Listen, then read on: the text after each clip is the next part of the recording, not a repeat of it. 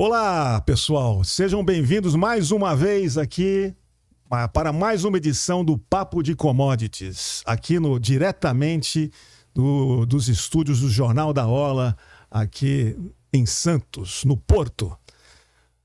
Trazendo as novidades, as tendências e análises do universo agro. Antes de mais nada, tenho que agradecer sempre a parceria que nós temos com o Jornal da Ola, com a Arte Education.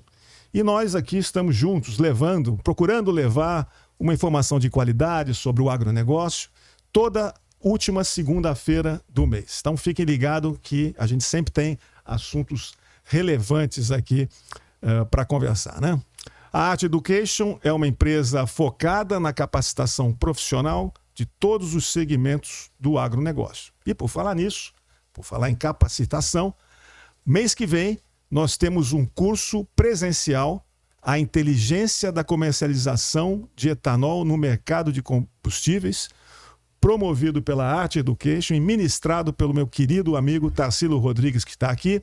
Vai ser em São Paulo nos dias 7 e 8 de maio.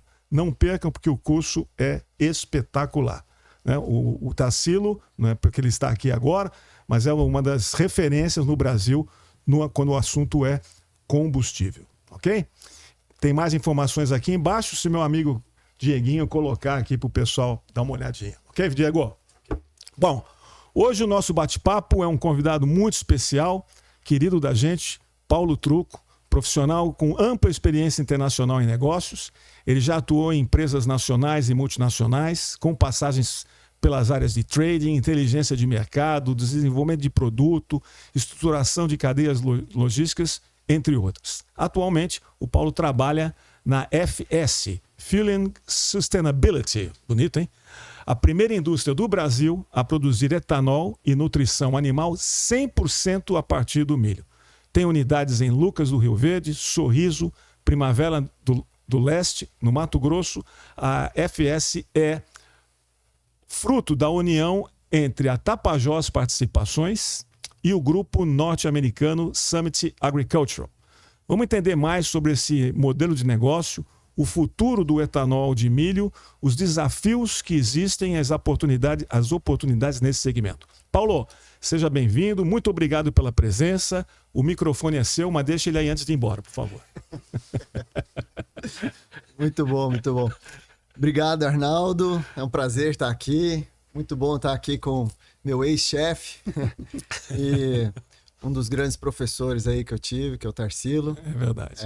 Espero que a gente possa fazer um bate-papo bem produtivo aqui. E ele tá nervoso aí, com um monte de pergunta para fazer para você. Nervoso não, eu vim preparado. Veio preparado. Fiz a lição de casa. Esse podcast vai ser longo, hein? E aí, Tarsilo, tudo bem? Bom dia, obrigado pela presença mais uma vez. Bom dia, Arnaldo, bom dia, Paulo. Aqui entre amigos é muito melhor fazer esse trabalho aqui. Bom, vamos lá. O tempo é curto e a gente tem muita coisa para falar, né? Paulo, o etanol de milho se consolida no Brasil, assim, meio que acho que ninguém acreditava, né? A gente sempre viveu o mundo cana, os Estados Unidos sempre foi um grande produtor de etanol de milho. Houve uma época que os custos deles eram muito maiores do que o nosso, razão pela qual tinha barreiras para a gente exportar etanol para os Estados Unidos. Enfim, a gente viveu e de repente a gente vê o etanol de milho numa velocidade absurda. Eu peguei uns dados aqui. A primeira safra de milho, etanol de milho, foi na 14 e 15, exatamente 10 anos, e se produziu 82.241 metros cúbicos. Vou repetir, 82 mil metros cúbicos. Passados 10 anos, a gente vai encerrar, estamos encerrando hoje, por sinal, a safra 24-25, com 8.200.000 metros cúbicos. Inacreditável. É algo assim realmente inacreditável. É um case de 100 vezes, né? É um número, não fiz a conta, mas é bastante. 100 vezes. E só trazendo um paralelo, na 1415, o etanol de cana foi produzido 26.230.000 metros cúbicos e nós estamos encerrando a safra 24-25 com 26.640.000 metros cúbicos. Estagnou, né? A gente estagnou. Depois o Arnaldo vai falar um pouquinho, graças ao mercado de açúcar, mas isso tem um lado bom e um lado ruim. E aí, Paulo, o que é essa trajetória assim, meteórica, né, do etanol de milho? É impressionante, né, Tarsilo? Acho que durante muito tempo se contestou aí aqui no Brasil sobre a viabilidade do etanol de milho. E realmente fazia sentido contestar isso, porque a produção de milho aqui no Brasil não era tão significativa assim, né? E aí eu acho que até, né, associando um pouco aos seus números, 2014 ali você tinha a produção de algumas usinas que eram flex, né, e tinha uma produção de milho ali que não era a prioridade deles. E 2017 foi quando a FS veio para o Brasil e colocou ali uma planta 100% focada em milho, e foi quando esse consumo começou. Mas se você pegar ainda em 2017, em 16, 17, até então existia leilão da Conab para compra de milho. Sobrava milho no Brasil. O produtor não tinha muito o que fazer com isso, e o governo, para incentivar ali, garantia um preço mínimo. Coincidência ou não, eu particularmente acredito que não, vieram as plantas de etanol de milho, ali em 2017 acaba a necessidade desse leilão, né? E o milho começa a ter o seu preço de mercado e começa a ser valorizado ali, valorizado. E as plantas começam a surgir, né? Primeiro veio a FS 2017, depois vieram outras a partir de 18 aí, e foram crescendo. A gente também duplicou. Se você pegar nesses últimos 7 anos, ou a gente estava construindo planta ou duplicando a nossa capacidade das plantas atuais. Então, isso foi um crescimento realmente muito rápido. E essas plantas, elas têm uma capacidade primeiro, de instalação e de montagem rápida. Nós construímos as plantas em um período vamos falar em médio de 16 meses. Pode ser um pouco mais, um pouco menos, dependendo do período da chuva, mas em 16 meses você coloca uma planta de pé que pode consumir... Uma planta gigante, né? Pode consumir o equivalente a uma usina de cana de 3 milhões de toneladas, que moe 3 milhões de toneladas, vamos falar em equivalente de produção de etanol de milho.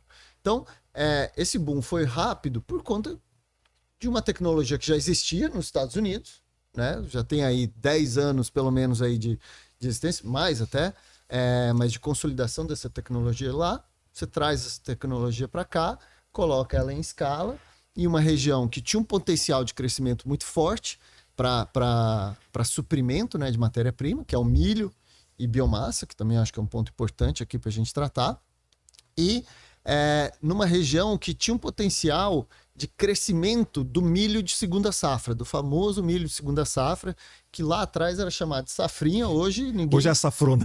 Ninguém tem coragem de chamar mais de safrinha, né? Produz quase que 10 vezes mais do que na safra mesmo, no milho de segunda safra. Então, acho que isso permitiu muito esse crescimento aí, esse boom em 10 anos. Que coisa. Agora, Tarsilo, dentro daquele número que você falou, precisava lembrar o seguinte, que nessa ocasião que o Brasil produzia 26 milhões lá atrás, nós produzíamos menos que os Estados Unidos, ou mais que os Estados Unidos. Sim, sim.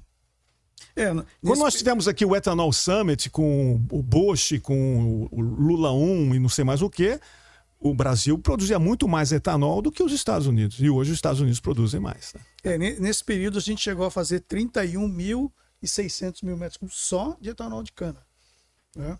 E o potencial das destilarias instalado é acima de 35, 36 milhões, que a gente está fazendo 26. Quer dizer, tem 10 milhões que eu também consigo evoluir sem investimento.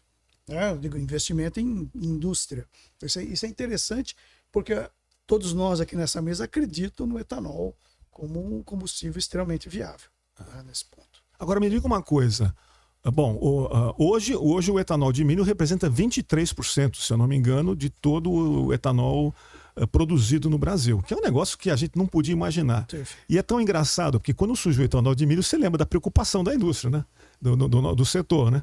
Que seria a preocupação normal, quando você vê um substituto do seu produto, e como foi bem-vindo, né? Porque se não fosse hoje o etanol de milho, como é que nós iríamos atender à demanda de combustível? Porque as usinas aumentaram cada vez mais a sua produção, direcionando para o açúcar. Tanto é que o Brasil hoje tem um market share no mercado livre de açúcar de 61%, chegou a ser 38%.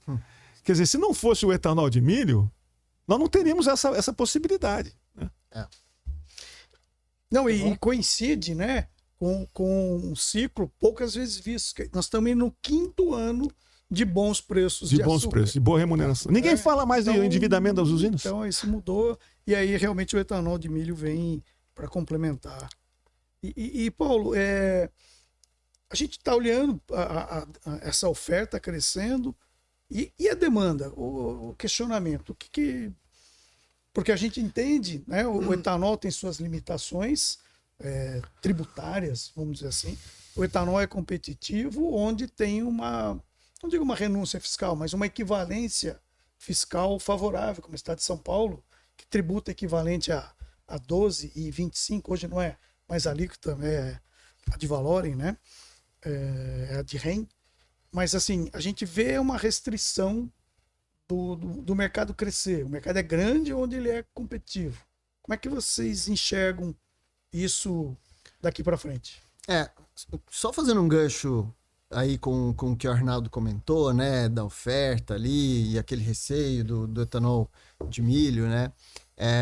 Se você pegar ali em 2018, teve numa virada de safra, teve a demanda estava forte pelo etanol na virada da safra e você tinha uma expectativa de atraso de safra da cana, né?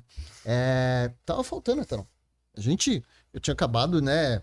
Tava com a primeira planta ali e a gente recebeu um chamado de um alto executivo de uma grande distribuidora, chamou e falou, cara, eu tô sem aqui suprimento de alguns dos fornecedores, vocês vieram aqui, falaram que vocês produzem o ano inteiro e tudo mais, vocês têm que me abastecer agora, eu preciso de produto agora, né? Senão eu vou ter que ir na ANP, não sei o quê, né? Fizeram talvez um certo terror, mas para mim ficou muito claro naquele momento que muito justo, né? Pelas oportunidades da cana, migrou um pouco para o açúcar, enfim, de que precisava realmente ter um complemento naquilo ali, né? E ele, depois disso, você pegar nos anos seguintes, você tem uma produção que, não sei se todo mundo que está ouvindo aqui, a gente entende muito bem do modelo do etanol de milho, né? Ele é um modelo que se produz o ano todo. Então, Sim. o etanol de milho tem uma produção linear. Linear, né? 12 meses no ano, você tem uma parada para manutenção que ela é pequena, você falar aí 5, 10 dias, uma semana média, acho que é o normal aí, deve ser o normal do setor. Mas fora isso, é o ano todo. E é diferente, né, da cana que tem sua sazonalidade. Por que isso? Porque o milho você pode armazenar. Então o milho ele tem uma safra curta, você colhe ele aí em 3 meses, o milho de segunda safra, você pode armazenar ele pelo ano todo. Então você corre para colher e estoca isso e produz o etanol ao longo de todo o ano. E ele entra no mercado como etanol. Depois que ele sai da nossa usina, ele é etanol. No carro, no posto, ninguém sabe se é a etanol diferença de milho ou de cana, né? Então, acho que aí começa um pouco a nossa visão aqui, né, como FS, de como a gente tem que olhar para esse mercado, né? Eu tenho que olhar como, olha, eu sou mais um fornecedor de etanol e eu tenho que abastecer o mercado, que é um mercado super estratégico para o país como um todo, né, que é abastecimento, combustível, e eu tenho que olhar isso como um todo. Ele é mais um dentro do... Hoje é etanol de milho, tem a cana, amanhã podem vir outros grãos que já devem estar sendo desenvolvidos aí, ou outras fontes. Paulo, por aí vai. Uma pergunta de curioso. Uma tonelada de cana, eu faço aproximadamente 85 litros de etanol. Uma tonelada de milho, eu faço quantos litros? Hoje, com as tecnologias que tem aqui no Brasil, em torno de 440 litros. Cara. Porque na verdade a cana, a sobra é o bagaço, né? E o milho, você tem o... Qual é o residual? É o DDG. É o DDG que é... Explica para o nosso pessoal o que é o DDG. O DDG é um farelo do milho, né? Da cana, do milho, você extrai a fibra e o amido, né? O amido é o que vai para fermentação e que esse, na verdade, ele nem serve para nutrição animal. tá? Não é um grande nutriente quando você dá o milho para o animal diretamente. Você extrai, e essa é uma das belezas dessa indústria, né? Você separa realmente aquilo que é nutriente, que tem proteína, que tem fibra, você separa, vira um farelo de milho e que você direciona isso para o animal. Então, você está dando uma dieta mais direcionada, um mais alimento rica. mais direcionado, mais rico para o animal, tá? Então, nas plantas de etanol de milho se produz etanol, farelo de milho, que são os DDGs, óleo e aquelas que conseguem cogerar energia também. Não, só voltando E aí, na questão da desculpa. demanda.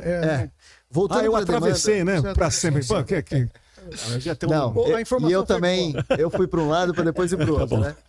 Mas, falando da demanda, Tarsilo, e aí, de novo, né? Voltando, como o etanol de milho surgiu ali no Mato Grosso é um estado que tem um consumo relativamente baixo de combustíveis e está relativamente longe de todos os centros de consumidores.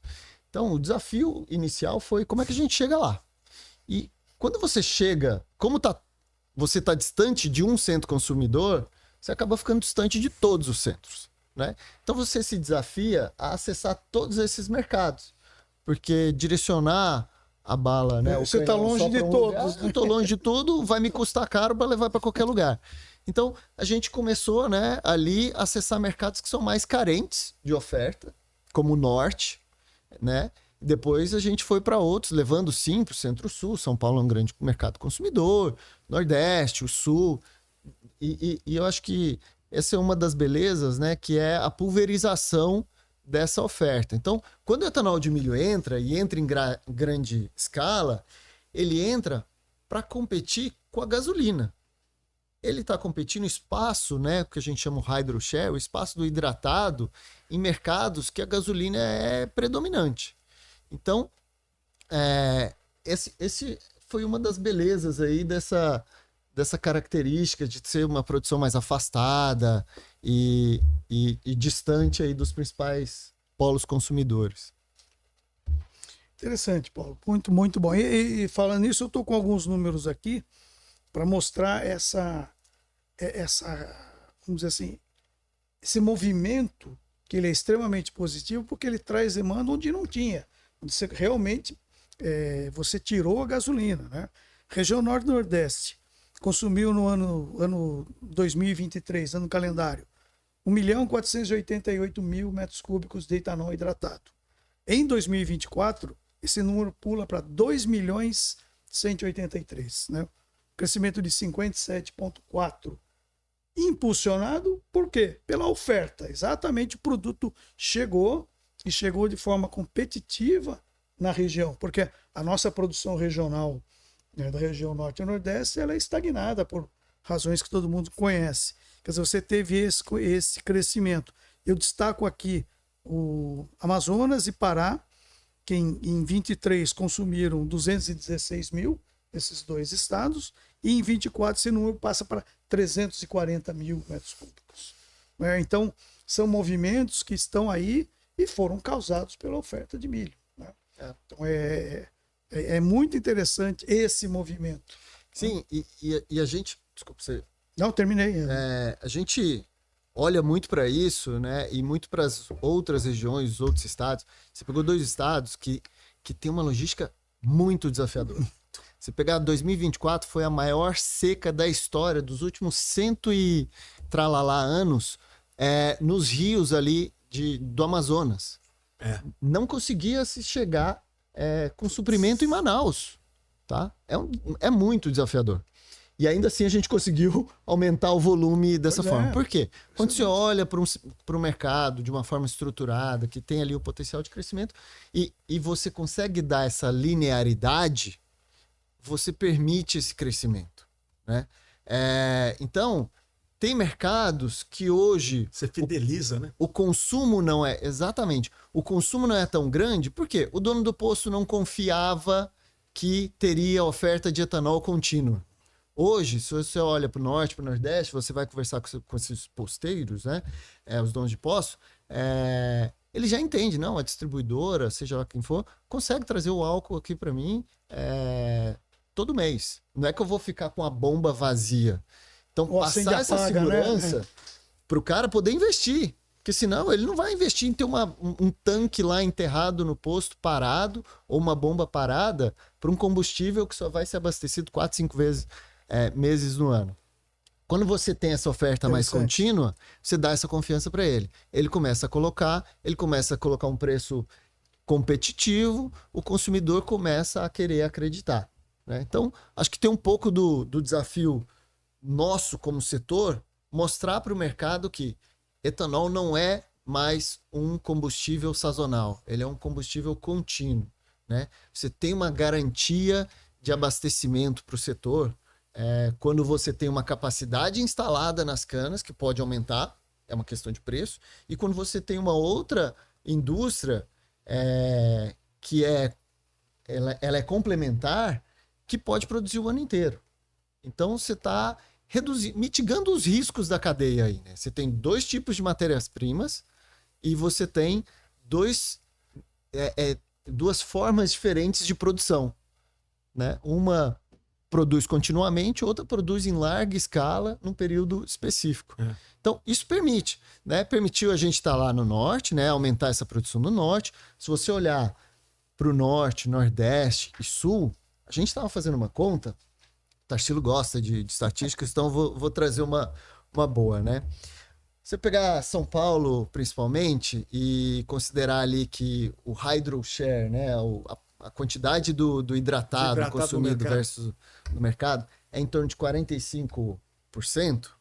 E extrapolar isso para as outras regiões, no norte, você tem um potencial aumento de demanda de hidratado de 2 milhões, no nordeste, 4 milhões e no sul, 6 milhões. Pô, 12 milhões, então. Então você tem 12 milhões de capacidade. Ficar com 45. Para ficar com os 45, Diante de uma frota flex do Brasil que é de 85%. Perfeitamente. Né? Então, eu não estou falando que eu nós vou vamos chegar usar lá. toda a minha capacidade do consumidor. Eu estou falando de metade ali, um pouco mais da metade. Né? Você tem uma capacidade de aumento de 12 milhões de metros cúbicos.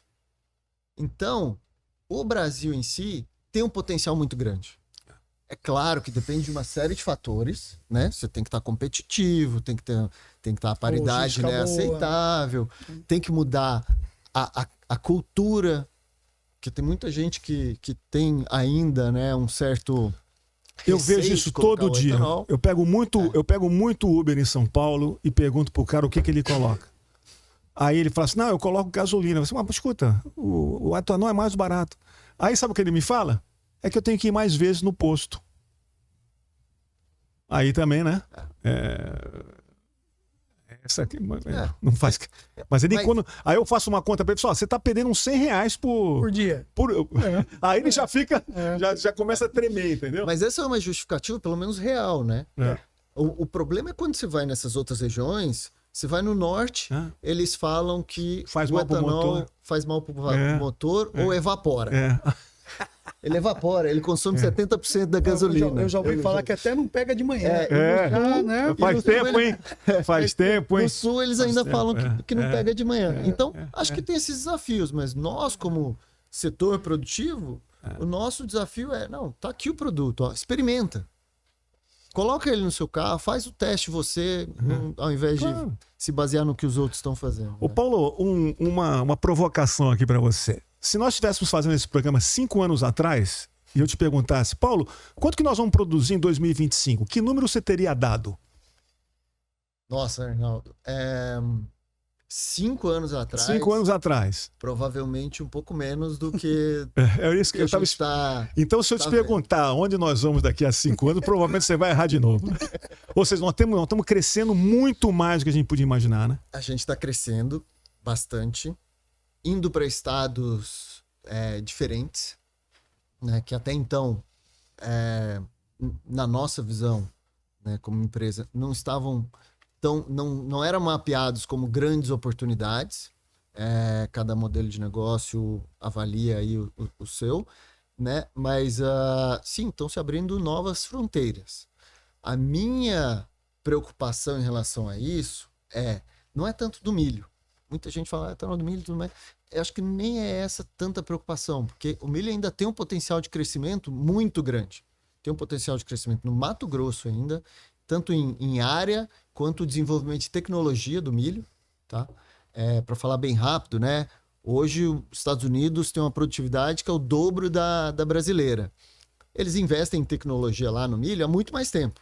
Agora, é bem provável que a gente vai continuar investindo em tecnologia. Então, a produtividade do milho do Brasil deve continuar crescendo, tá? Mas, mais do que o milho, é a questão da biomassa, né? E aí, o Fueling Sustainability, né? A gente tem uma preocupação muito grande com sustentabilidade e com rastreabilidade, todas as discussões, né? Que hoje fazem parte fazem parte. Então, é preocupante saber se todos esses projetos param de pé, não tanto do ponto de vista de fornecimento do milho, mas sim da biomassa. Talvez esse pode ser o limitante dessa expansão. Entendi. Interessante. Então, isso que eu ia te perguntar, né? Vamos dizer assim, o racional de uma instalação de uma indústria seria onde eu tenho milho abundante e competitivo. Não vou dizer barato. Competitivo. Quer dizer, o que move? A gente está vendo alguns projetos aí indo para áreas onde, teoricamente, a oferta de milho é menor e talvez não competitivo. E talvez o mesmo problema de biomassa. O que leva a isso? Essa fronteira... Então, esse é um negócio que é novo no Brasil e tem várias tecnologias sendo desenvolvidas, né? A gente já escuta plantas dessas que não estão se chamando de plantas de etanol de milho. É planta de etanol de grãos, né? Então, é bem provável aí, né? Você pode produzir etanol a partir do sorgo, por exemplo. Sim. E tem regiões no Brasil que produzem sorgo. Tem outros, tem um projeto de trigo, tem outros projetos aí de etanol. Então, você pode ter aí uma planta flex na matéria-prima. Né? Na matéria-prima também. Então, deixa eu falar uma coisa. Quanto que do milho produzido no Brasil vai para o etanol? Você tem esse número, assim, grosso modo? Olha... Porque a gente é um grande consumidor de milho na indústria de aves e tudo mais. Ração né? animal. De maneira geral. E nós somos também um grande consumidor, né, de aves e tudo mais. E a minha preocupação aqui como um cara que está em commodities há muito tempo é o seguinte: você lembra, quer dizer, acho que você lembra, né, do caso da vaca louca em 2003, né, que explodiu o preço dos grãos em função dos animais passarem a ser alimentados mais com farelo de milho, farelo de soja e tudo mais, e não mais com aquele farinha de osso e não sei mais o que se alimentava também, que isso acabou trazendo o problema da vaca louca no mundo, né? E, quer dizer, o milho, ele não está livre dessas coisas, assim como nós não estamos livres. Por exemplo, o que pode nos causar um aumento para nós dramático? Petróleo. Se o petróleo for para $150 o barril, para nós o açúcar começa a ficar menos atraente para exportar, porque eu vou produzir etanol, porque na paridade com a gasolina ele vai estar, desde que a Petrobras siga, né, a paridade internacional. E o milho é muito suscetível nisso também, né? Ou seja, você pode ter um evento, como é que se fala? Externo, né? Um evento exógeno que pode mudar essa configuração, né? No caso do milho como uma nutrição animal, é um pouco daquilo que eu falei, né? Quando você produz o etanol a partir dele, você extrai aquilo que o animal precisa. Então, na verdade, e o movimento que vem acontecendo você alimenta o rebanho bovino do Brasil, ele sempre foi criado em pasto. Independentemente do etanol ou não. Entendi. Você traz ele para confinamento. Você controla a alimentação dele, você controla problemas eventuais, não sei se vaca louca especificamente, mas problemas sanitários, você consegue ter um controle melhor ali, porque está um ambiente que está controlado, né? Você dá a dieta que ele precisa, tá? E você libera a área de pastagem para ser área produtiva. Então, o milho para te dar uma ideia, hoje a expectativa dessa próxima safra deve ser em torno de 127 milhões de toneladas. 10 milhões a mais do que a gente teve na última safra. Claro, isso ainda é expectativa, vai ser plantado e tudo mais. Desses 127 milhões, deve ter 20 milhões aí que estão sendo direcionados para etanol de milho. Tá? 20 milhões. No total. Então, tem ainda espaço. tem muito espaço. Tem que acontecer muita Dos catástrofe. 127, em torno de 110 é o milho de segunda safra. Caramba! Que era o safrinha. Caramba, que coisa louco. inacreditável. Então- Eu cresci falando de safrinha, Nós que era temos safrinha. Nós temos que crescer a safra agora. Tá. Então, e tem um potencial de crescimento ainda muito grande pro milho, tá? Se você pegar só no Mato Grosso, você tem ainda 1/3 da área de soja, você não tem o plantio de milho de segunda safra, tá? Então você ainda tem um potencial de crescimento. Tô falando do Mato Grosso, que é um estado gigantesco. A produção de milho no Mato Grosso é em torno de 50 milhões de toneladas, tá? Se aumentar 1/3 da sua produção atual, é relevante. Você Muito. consegue. Então, falando só do ponto de vista de milho, tem espaço para, em 5 ou 10 anos, essa produção de etanol dobrar. Muito interessante, Paulo. Você Olha, está trazendo daqui a 5 anos nós vamos fazer um outro podcast. aqui. trazer o Eu de Paulo, bengala, ele vai- naturalmente. Então, agora, antes de fazer uma pergunta da questão logística, uma curiosidade. Você falou que o milho, dentro desse processo, que se separa e vai exatamente o que precisa de nutrição. A soja, o processo é idêntico ou não? O farelo de soja, segue a mesma linha que o milho? É curiosidade. Ele vai para nutrição animal e outros nutrientes, humano, inclusive, e tal, mas é outra dinâmica. Eu não conheço no Brasil, acho que não tem nenhum projeto. Se tem, ele é pequeno. Aliás, tem um projeto em Goiás de etanol de soja, Tá. mas é pequeno, a escala é pequena hoje. Então, na nutrição animal, é o grande competidor do DDG, o farelo de soja hoje. Sim. Esse é o. E ele se equivale em preço? É que na Quantidade de nutrição proteína animal dentro? é proteína. É a proteína. quantidade de proteína que direciona. Tá certo. Muito bom. Vamos lá, senão a gente tem que fazer outro podcast só disso aí. Paulo, Para de interromper também, né? Você não, é curiosidade. Paulo, o milho, ele está concentrado em grandes áreas de oferta o etanol de milho, as indústrias concentradas em grandes áreas de oferta de milho, para as razões naturais, né, de ter essa oferta, um custo competitivo, e o centro consumidor, ele está longe, né? O etanol de cana, ele está praticamente plantado na grande região consumidora, que é a região centro-sul do Brasil. Então, a questão logística do etanol, ela sempre foi, né, não digo secundária, mas ela era natural, são pequenas distâncias, volumes, e a gente inverte essa lógica para o milho, né? São distâncias muito maiores, a gente sabe da precariedade do nosso sistema logístico. É até interessante, né? Antes, etanol era retorno de combustível de derivado de petróleo, agora virou o contrário, né? O derivado de petróleo que é o retorno do que se movimenta de etanol, que é um lado bastante positivo. E o que acontece? No sistema cana, você tem uma sazonalidade de produção e as usinas naturalmente têm uma capacidade de tancagem elevada, porque nasceram assim, né? 60% da produção é um número bastante significativo. O mercado, às vezes, age com uma certa irracionalidade do ponto de vista dos preços, né? Razão pelo qual a gente vai buscar carrego. Só que eu tenho tanque, né?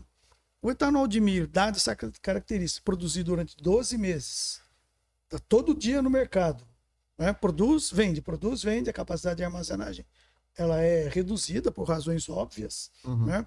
Como que vocês enfrentam isso?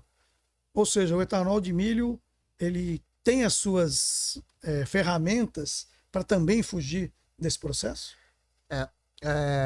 A tancagem, né, em usinas até 2018 era uma regulamentação da ANP que deveria corresponder a pelo menos 1/3 da produção total das plantas, né? Então, nossa primeira planta teve uma tancagem muito grande em função da do volume autorizado para produção da primeira fase, que a gente chama, né? Porque depois a gente duplicou ela.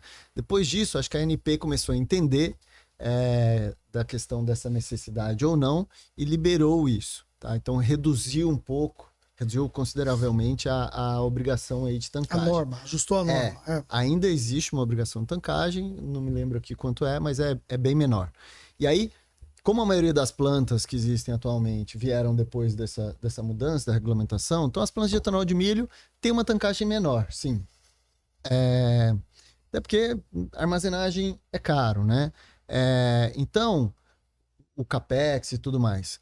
O que boa parte dessas usinas entendem eu estou longe do mercado consumidor e eu vou ter que chegar nesse mercado consumidor. Se eu vendo, né, e o mercado é muito dinâmico, o comprador, ele não quer comprar um produto e falar, tudo bem, eu te entrego na semana que vem, né, pagando o preço de hoje, que ele vai falar, não, mas semana que vem já vai ser outro preço, vai ser outra dinâmica, eu preciso do produto agora, você não consegue me entregar agora, eu vou comprar do vizinho que está aqui do lado, que eu vou lá com o caminhão, faço um tiro curto, né, e pego esse produto. Então, percebendo isso, essas plantas que estão mais distantes começaram a formar estoques avançados, né, ou seja, encontrar terminais e lugares que eles podem armazenar o produto mais perto do mercado consumidor.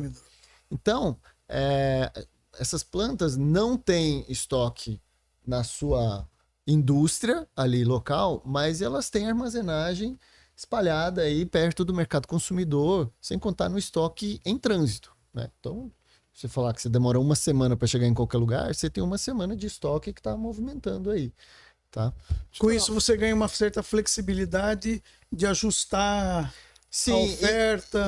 Isso te tira um pouco aquela obrigação de eu tenho que estar todo dia no mercado vendendo sempre um voluminho regular e tudo mais. Não, se eu quiser ficar um período fora ou se eu quiser avançar um pouco mais, dá para ser feito esse jogo também. Isso é tá? interessante, isso é interessante. Muito bom. Deixa eu fazer uma pergunta técnica aqui. Uma usina flex, por exemplo, a tancagem ela pode ser mista, não tem nenhum problema, né? Nenhuma Não. restrição. Etanol é etanol. Né? Etanol é etanol. Ele tem duas fábricas dentro de um mesmo site. Sim, Vamos dizer assim. tá. Paulo, eu queria fazer uma pergunta que aí eu vou provocar o Arnaldo aí, que é o grande especialista no assunto.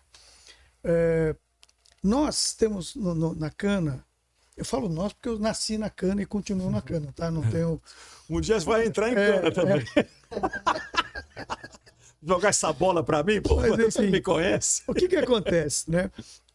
Nós temos um modelo com secana que, de um certo modo, ele é um hedge, né? Onde as flutuações de preço do produto final, tanto açúcar como etanol, se refletem no custo da matéria-prima e você tem um hedge desse produto. Né? Temos uma oportunidade de hedge no mercado de açúcar, um mercado com uma grande consistência, Liquidez, né? ou seja, tudo aquilo que se diz necessário ao hedge. E a gente tem as limitações do mercado de etanol. A B3 ainda não é um volume, infelizmente, né? Vai devagarzinho. Aí eu pergunto, como que a indústria de milho trabalha?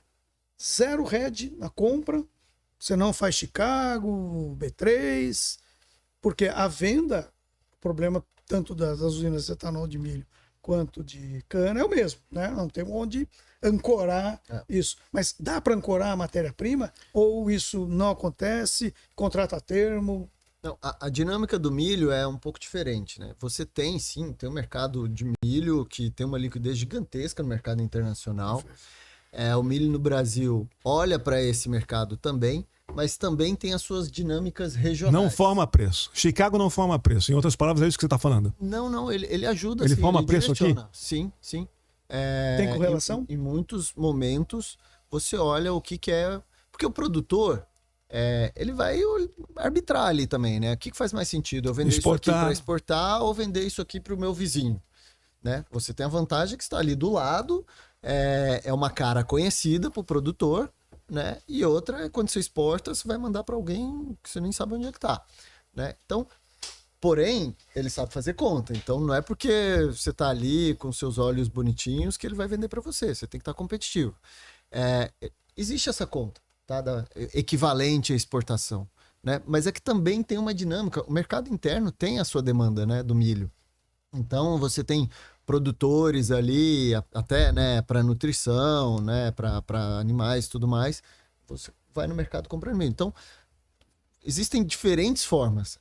Acho que uma das belezas do milho é essa, porque você compra de forma variada. Tanto a preço fixo, para ele te entregar daqui a 6 meses ou até um ano, contrato a termo, ou você pode fazer um frame, né, um contrato baseado em Chicago, estabelece ali uma fórmula.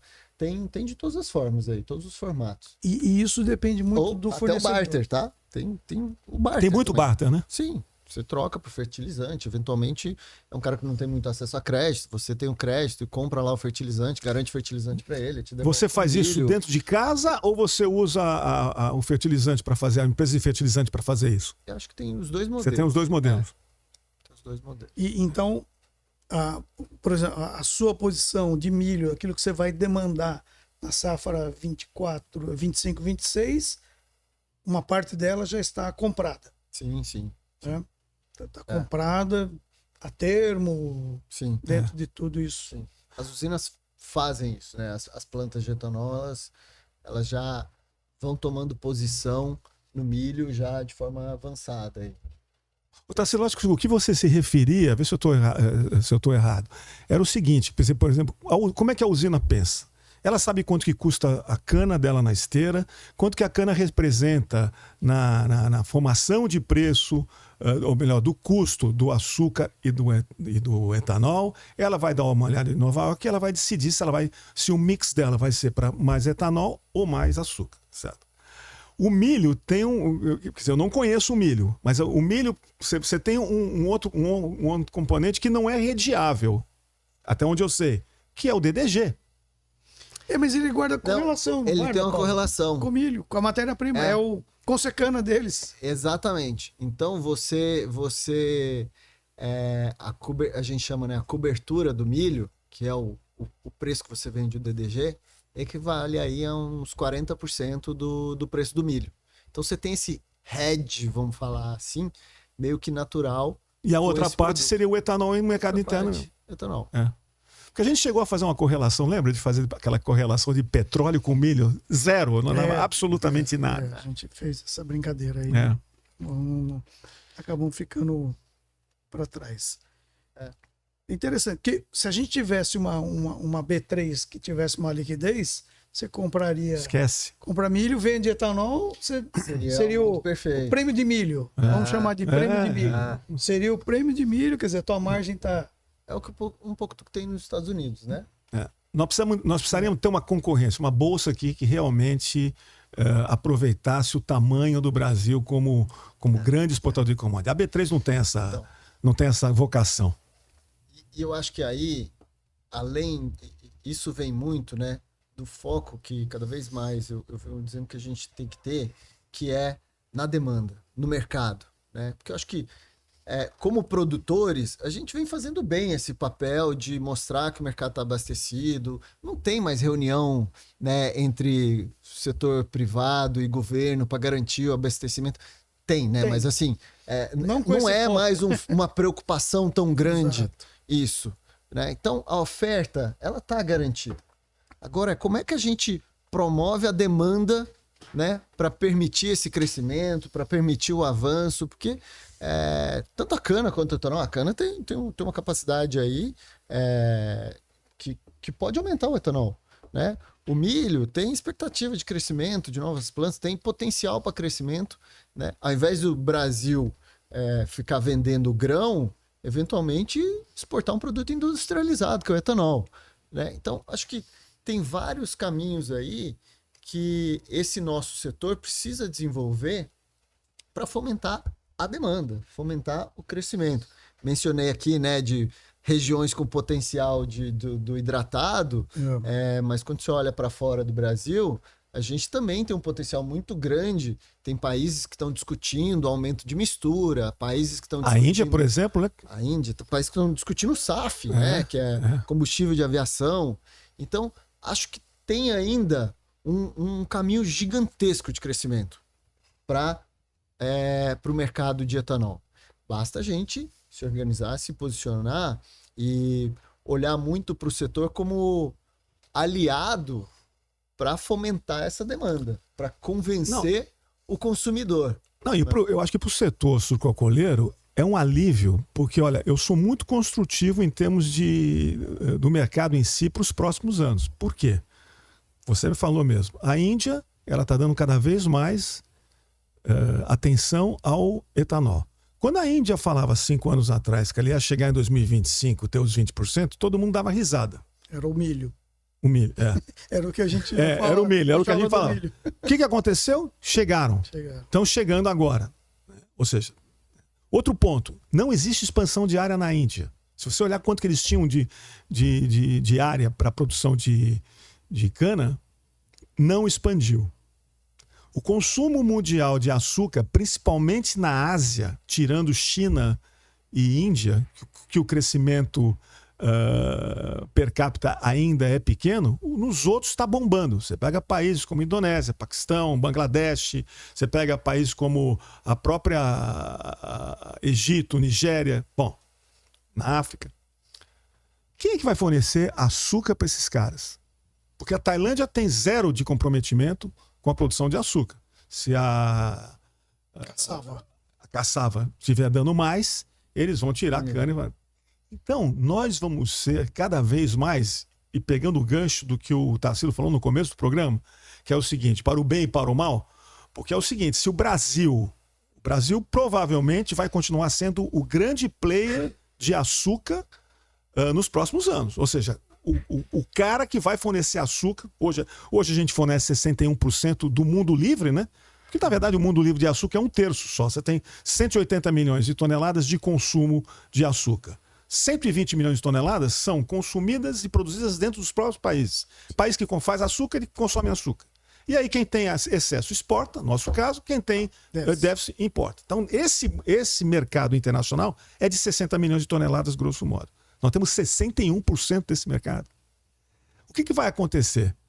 Se nós tivermos um aumento de demanda sem a produção acompanhando, o Brasil vai aumentar esse market share. E aí entra a preocupação do Tarsilo.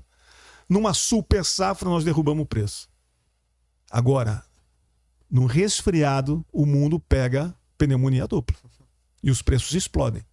Então, aí que entra, eu acho que o setor do etanol, que vai ser muito importante, o etanol de milho, porque vai ser muito importante. Para poder dar fôlego para as usinas maximizar. Porque, ó, concorda que se não fosse o etanol de milho, as usinas precisariam expandir,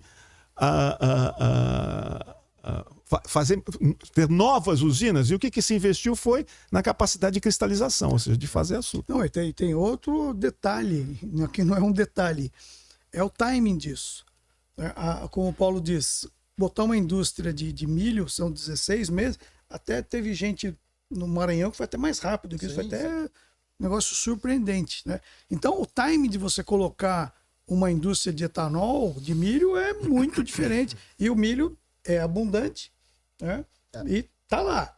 Então, se a gente tiver que reagir na cana para atender essa demanda que você está colocando e etanol, olha o timing. Você fundear uma lavoura de cana, 5 anos, né? É outra velocidade. É outra velocidade e a gente às vezes pode ser atropelado por essas demandas. Então o etanol de milho certamente fecha essa lacuna. Você falou da Índia, a Índia também tem produção de etanol de milho. Ah, é? E não é pequena não, né, Paulo? Já é significativo. Então é mais um produtor, é mais um para garantir o mercado externo de que existe fornecimento. Tudo bem, o etanol deles fica todo lá dentro, né? Assim como você falou no açúcar, mas isso ajuda na dinâmica internacional. Né? Então, e a minha preocupação na dinâmica internacional é que, como você falou, né, da B3, seria lindo se a gente tivesse e tal, é que hoje a gente está num mercado de etanol em que a gente vive muito a realidade aqui do Brasil, é um mercado muito fechado, né? Quando eu vou para o mercado externo, a nossa correlação com os preços do mercado externo é muito baixa ou quase nula, né? Então, acho que a gente tem que começar a olhar para isso também, trabalhar em cima disso e ver como que a gente pode se ajustar ao mercado lá fora, o mercado lá fora entender a nossa dinâmica, porque se você vai, de novo, né, eu mencionei o SAF, se você vai discutir com as empresas que estão falando sobre novos projetos e tudo, que abre uma avenida gigantesca pela demanda de etanol, principalmente do Brasil, que é o etanol mais sustentável do mundo, e aí você vai explicar para ele que a gente se baseia no indicador que é feito pela Exalc, que ele precisa entender o que é Exalc, e que o preço de amanhã é baseado com o que rodou no mercado ontem. E que eu não tenho hedge. Então, esses são os desafios para você crescer de forma estrutural, para você fazer do etanol uma commodity como o açúcar é. Difícil, hein? Isso é uma travessia longa. Ixi, Uma travessia longa. O indicador Exalc ele foi criado para pagar cana. Não nós que nos apropriamos do indicador para precificar contrato. E eu não sou contra o indicador, também tá? não sou. Eu gosto muito do indicador. Eu o trabalho do pessoal do Exalc é não, sensacional. Uma formação eu sou um crítico do indicador quando ele é usado para precificar. Por quê? Porque eu não tenho hedge. Mas esse é um ponto. Mas esse é outro ponto. O pessoal da Exalc trabalha excepcionalmente bem. É. Paulo, eu queria pegar um gancho aqui. Eu sou otimista por natureza, né? Então, corintiano, né? Também tem isso. Mas você falou uma coisa importante daquele potencial. Você listou aqui rapidamente 12 milhões de metros cúbicos nessas regiões que não tem etanol. A gente está entrando aí, está faltando a última perna, no caso dos combustíveis, da reforma tributária. Né? Que é transformar tudo em ad-rem, né? As alíquotas e iguais. Então, a partir de maio entra o PIS/COFINS, transforma ele todo em ad-rem nas usinas, vai ter uma redução da carga tributária desse imposto. Então, a gente já tem o ICM da gasolina ad-rem, o PIS/COFINS da gasolina já...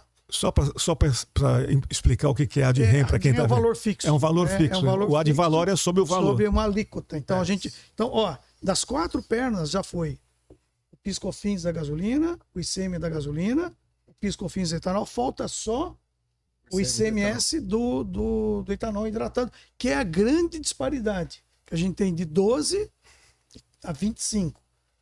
Com a reforma tributária, a gente vai ter uma média, até onde está, em torno de 14. Quer dizer, aí a competitividade desses estados vai aumentar, né? Vai aumentar. Sim, então a gente tem esse potencial, tem toda essa questão do SAF. O E30. O E30. Quer dizer, a gente está realmente muito bem posicionado. Quando é que entra o ad-rem do ICMS? Não, esse não tem. Não, esse não tem ainda. Esse não tem. Mas a partir de 1º de maio já é o do PIS/COFINS. Eu concordo com você, Tarsilo. Acho que isso daí vai trazer uma grande competitividade para o etanol.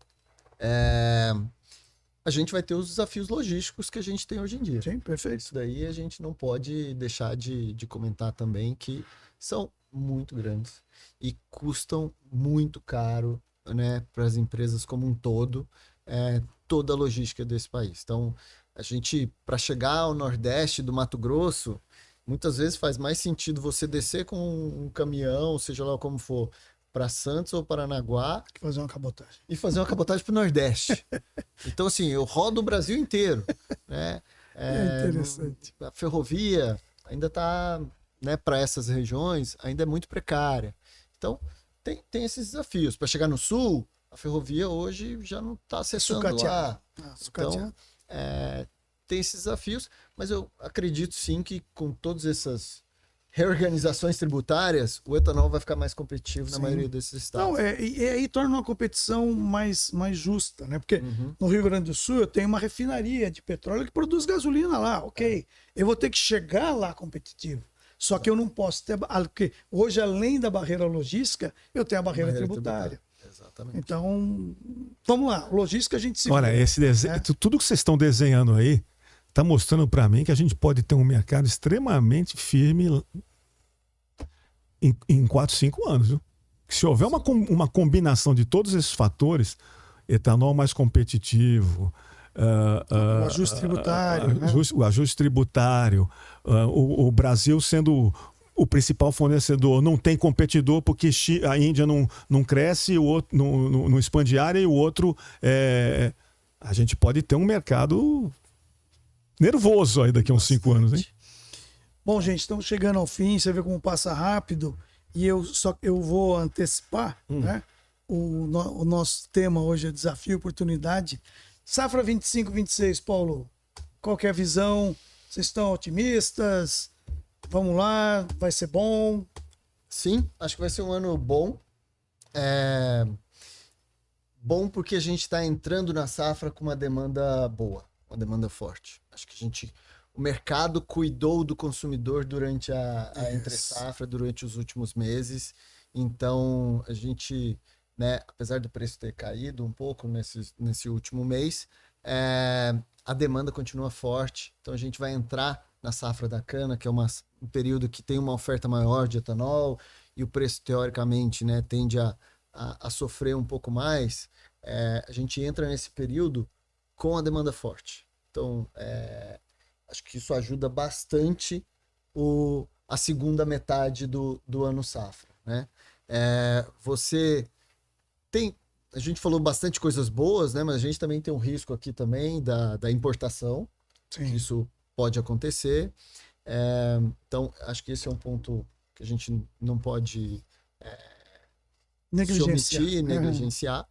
Mas, sim, tem uma perspectiva de aumento da mistura. A gente vai ter um aumento da produção de etanol de milho. A expectativa é aqui em torno de 2 milhões de metros cúbicos de aumento.